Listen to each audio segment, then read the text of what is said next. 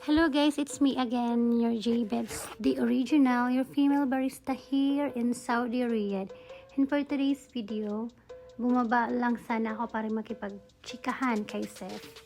Kaso may nag-order ng kape, hindi ko alam kung asa na naman pumunta yung barista namin dito na naka-assign, kaya ang ginawa ko, ako muna ang gagawa ng kape nila.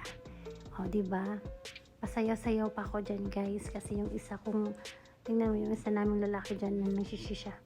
Daming tinatanong sa akin, kaya sinayawan ko na lang siya, diba?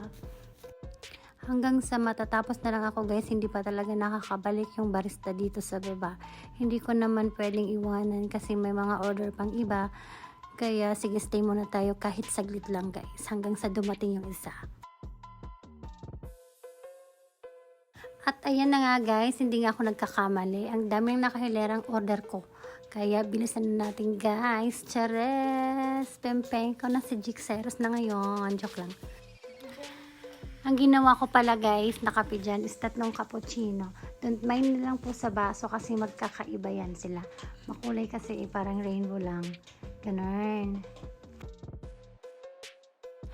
Simplihan lang natin guys yung latte art para hindi maano yung init ng kape. Yung ginawa ko dyan is 1 latte, 2 leaves at saka yung rosetta.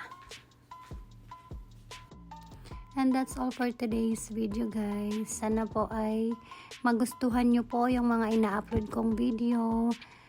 Please like and share and paki-follow na lang din po sa page natin. Salamat. God bless you all. Bye-bye. See you on my next video.